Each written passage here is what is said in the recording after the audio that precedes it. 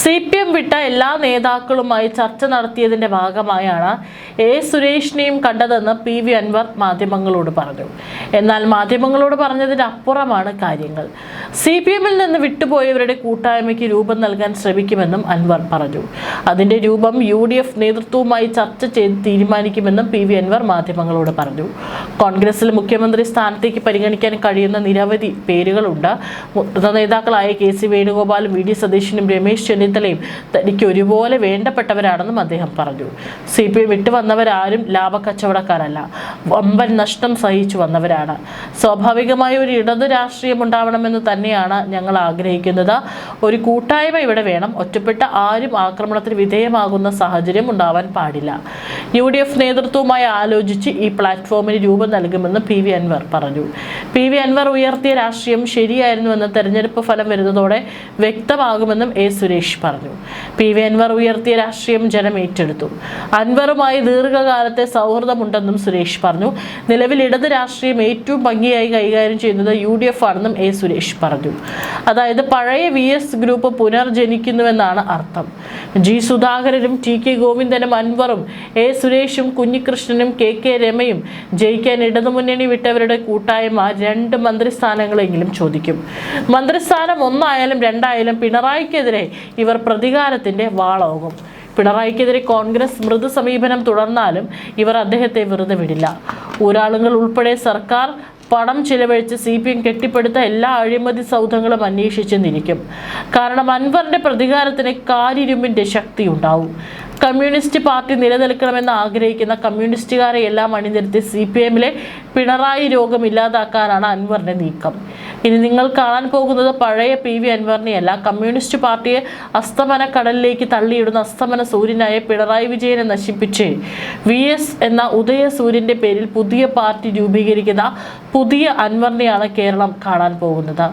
Lavalin കേസിൽ ഉൾപ്പെടെ നിയമ പോരാട്ടം തുടങ്ങാനാണ് അൻവറിന്റെ തീരുമാനം. പാർട്ടിയെ ഒറ്റുകൊടുത്തവനാണ് പിണറായി എന്ന് അൻവർ ഉറക്കെ വിളിച്ചു പറയും. ആ സിംഹഗർജനത്തിന് പിന്നാലെ മാർക്സിസ്റ്റ് പാർട്ടി നിലനിൽക്കണമെന്ന് ആഗ്രഹിക്കുന്നവരെല്ലാം ഒരുമിച്ച് ചേർന്ന് ഒരു നദിയായി തീരുമെന്നാണ് അൻവർ കരുതുന്നത്. ADGP അജിത് കുമാറിനും പിണറായിക്കുമെതിരെ അതിശക്തമായ സമ്മർദ്ദം ചെലുത്തുന്ന CPI അൻവറിനൊപ്പം നിൽക്കുമെന്നാണ് വിശ്വസ്ത കേന്ദ്രങ്ങളിൽ നിന്നും മനസ്സിലാക്കുന്നത്. പാർട്ടിയിൽ വെറുപ്പിന്റെ മഞ്ഞുമലയ്ക്ക് പകരം സ്നേഹത്തിന്റെ കുളിർമഴ പെയ്യിക്കാനാണ് അൻവർ ഒരുങ്ങുന്നത്. KK രമ ഉൾപ്പെടെയുള്ള നേതാക്കളുമായി അൻവർ ആശയവിനിമയം തുടങ്ങിക്കഴിഞ്ഞു. യഥാർത്ഥ CPM താനാണെന്ന് തെളിയിക്കാനാണ് അൻവർ നീങ്ങുന്നത്. VSന്റെ പഴയ സഹപ്രവർത്തകരുമായി അൻവർ ആശയവിനിമയം നടത്തി കഴിഞ്ഞു. ഇതിന്റെ ആദ്യ സൂചന എന്നോണം പഴയ VS പോരാളിയും ജനശക്തി സ്ഥാപകരുമായ G ശക്തിധരൻ അൻവറിനെ പ്രകീർത്തിച്ച് രംഗത്തെത്തി. കലങ്ങിയ വെള്ളത്തിൽ മീൻ പിടിക്കാമെന്ന് PV അൻവർ കരുതുന്നുവെങ്കിൽ അത് എത്ര മൗഢ്യമാണെന്ന് ചോദിച്ചുകൊണ്ടാണ് ശക്തിധരൻ സമൂഹ മാധ്യമത്തിൽ കുറിപ്പിട്ടത്. അത് ഇപ്രകാരമാണ്: ഇപ്പോൾ അൻവർ സൃഷ്ടിച്ച ഭൂകമ്പം നിർവീര്യമാക്കാൻ CPMന് അധികം സമയം വേണ്ട. ഇന്നലെ തെരുവിൽ തച്ചുടുത്തിറങ്ങിയ സ്ത്രീകളെ എത്ര വേണമെങ്കിലും അവർക്ക് കിട്ടും. കൈയും കാലും വെട്ടുന്നതിനെ കുറിച്ച് മാത്രമല്ല, ഒരു സ്ത്രീയെ ചെയ്യാൻ അറയ്ക്കുന്നത് കാട്ടണമെന്ന് പറഞ്ഞാലും അവർ അനുസരിക്കും. അത് കണ്ടു നിൽക്കുന്ന നമുക്കാണ് അതിൽ വിസ്മയം. നന്ദിഗ്രാമിലും സിൻകൂറിലും ഇത് തന്നെ സംഭവിച്ചപ്പോഴും ആർക്കും ഒരു വിസ്മയം ഉണ്ടായില്ല. പക്ഷെ അവർ പാർട്ടി സ്ഥാനാർത്ഥികളെ ഒന്നടങ്കം സംഭൂച്യരാക്കി ആദരിച്ച് കാണിച്ചു കൊടുത്തു. അവിടങ്ങളിൽ കിട്ടിയ പരിശീലനമാകും വെട്ടിയിട്ട കൈകൾ. ഇതാ എന്ന മട്ടിൽ നിലമ്പൂരിൽ ഇന്നലെ പെണ്ണുങ്ങൾ നടത്തിയ പേക്കൂത്ത്. അതുകൊണ്ട് ലോകം ഈ രാക്ഷസ കൂട്ടത്തെ എങ്ങനെ പൊറുക്കുമെന്ന് ചിന്തിച്ചിട്ടുണ്ടാകും. കേരളം എന്താ ഫാസിസത്തിന് കീഴിലാണോ? ഇത് നൽകുന്ന സന്ദേശം എന്താണ്? തലയ്ക്ക് വെളിവുള്ള ഒരുത്തരും ഈ പാർട്ടിയിൽ ഇല്ലാതായോ? ജനങ്ങൾ തെരുവിലിറങ്ങിയാൽ PV അൻവർ മാത്രം വിചാരിച്ചാൽ ഈ ഭ്രാന്ത് തളയ്ക്കാൻ പറ്റില്ല. അൻവറാണ് ശരിയെന്നും പറയാനുമാകില്ല. തുണി ശരീരത്തിൽ ഉണ്ടോ ഇല്ലയോ എന്ന് പോലും ഉറയ്ക്കാത്ത മംഗമാരുടെ ആ കലിപ്പുണ്ടല്ലോ, അതിനെ ഭയപ്പെടണം. എവിടെ എത്തി നമ്മുടെ നാട് സഹോദരിമാരെ? ഒരു വശത്ത് കപടതയുടെ പെരും തച്ചന്മാർ ജനങ്ങളുടെ ഒപ്പം കൂടി പ്രീണിപ്പിച്ച് വശത്താക്കി സമ്പത്ത് മുഴുവൻ ഏതാനും കുടുംബങ്ങൾ ഊറ്റിക്കുടിച്ച് മതിച്ചു പുളയ്ക്കുന്നു. മറുവശത്ത് പോർക്കളങ്ങളിൽ ഹോമിക്കപ്പെട്ടവരുടെ രണഭൂമികളിൽ ഇനിയും ഒരു തരിയെങ്കിലും കനൽ ബാക്കിയുണ്ടല്ലോ എന്ന പ്രത്യാശയോടെ ഉറ്റുനോക്കുന്നവർ. അതിൽ ആരുടെ കൂടിയാണ് PV അൻവർ? അതാണ് ആദ്യം അറിയേണ്ടത്.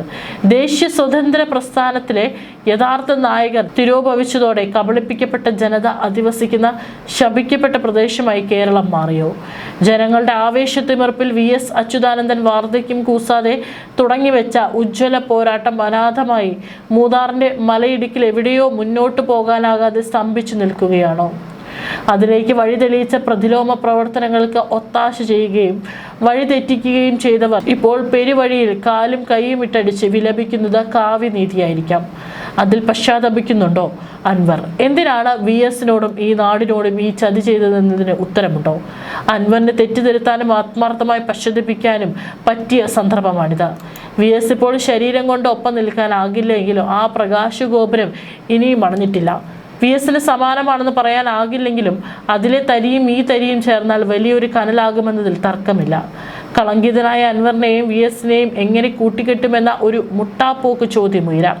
പരിശുദ്ധരുടെ ജാതകം മാത്രം വെച്ച ഒരു വിപ്ലവം ഉണ്ടായിട്ടില്ല സഖാക്കളെ, ഗാന്ധിജിക്ക് പോലും.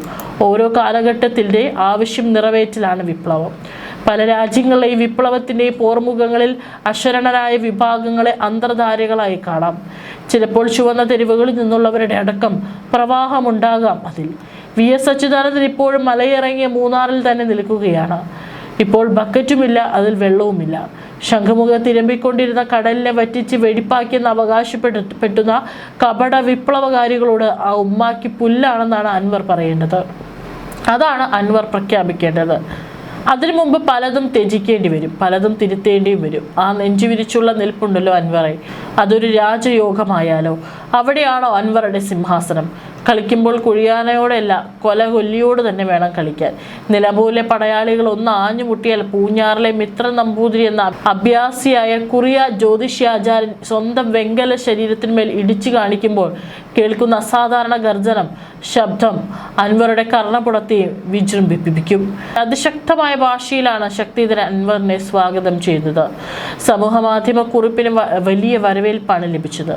അൻവറിനെ ശക്തി സ്വാഗതം ചെയ്തു എന്ന് കേട്ടപ്പോൾ തന്നെ കേരളം നെഞ്ചുവിരിച്ച് ചിരിച്ചു. അൻവറോ എന്ന് പറഞ്ഞവരൊക്കെ പരിശുദ്ധരുടെ ജാതകം മാത്രം വെച്ചൊരു വിപ്ലവവും മാത്രം ഇവിടെ ഉണ്ടാക്കിയിട്ടില്ലെന്ന ശക്തിധരന്റെ ഒറ്റ വരിയിൽ വീണു. തെരഞ്ഞെടുപ്പിലൂടെ അധികാരത്തിലെത്തുന്ന UDFനെ യഥാർത്ഥ കമ്മ്യൂണിസ്റ്റുകാർ അണിനിരക്കുമെന്ന് ഇതിനകം വ്യക്തമായിട്ടുണ്ട്. RMPയും അൻവറിന്റെ VS ജനപക്ഷവുമൊക്കെ കോൺഗ്രസിന് കരുത്തായി മാറും. എല്ലാവർക്കും ഒരൊറ്റ ലക്ഷ്യം മാത്രമാണുള്ളത്, അത് കളങ്കിതനായ പിണറായി വിജയനെ നിരായുധനാക്കുക എന്നത് മാത്രമാണ്. കൂത്തുപറമ്പ് രക്തസാക്ഷിയായ പുഷ്പൻ പോലും സമാധാനത്തോടെയെല്ലാം മരിച്ചതെന്ന് കരുതുന്നവരാണ് യഥാർത്ഥ CPMകാർ. പുഷ്പൻ മരണക്കിടക്കയിലേക്ക് വീഴുമ്പോൾ ആ സഖാവിനെ കിടക്കയിലേക്ക് തള്ളിയിട്ട MV രാഘവന്റെ മകൻ MV നികേഷ് കുമാർ പിണറായിയുടെ വാത്സല്യ ശിഷ്യനായ CPMൽ സജീവമായി കഴിഞ്ഞു. അത്തരമൊരു നിർഭാഗ്യകരമായ കാഴ്ചയോടുകൂടിയാണ് പുഷ്പൻ യാത്രയായത്. MM ലോറൻസിന്റെ മൃതദേഹത്തിന് വേണ്ടി പിണറായി മക്കളെ കടിപിടി കൂടിച്ചു. ഇത്തരത്തിൽ ലോറൻസിന്റെ ആത്മാവിന് പോലും ഗതി കിട്ടിയില്ല. ആത്മാക്കളെ പോലും അനാഥമാക്കുന്ന പാർട്ടിയായി CPM മാറിക്കഴിഞ്ഞു. പുഷ്പനും ലോറൻസും ഗതികിട്ട ആത്മാക്കളായി അലയുമ്പോൾ പിണറായിക്കും മോക്ഷം ലഭിക്കില്ല. 2016 VSന് മുന്നിൽ നിർത്തിയതാണ് പിണറായി അധികാരത്തിലെത്തിയത്. എന്നാൽ അധികാരം കിട്ടിയതോടെ VSനെ തഴഞ്ഞു. അദ്ദേഹം രോഗക്കിടക്കയിലായി. ഇതുപോലെയുള്ള VSമാർ CPMൽ കുറവാണ്. കൂടുതൽ VSമാർ ഉണ്ടാകാനാണ് സാധാരണ പാർട്ടി പ്രവർത്തകർ ആഗ്രഹിക്കുന്നത്.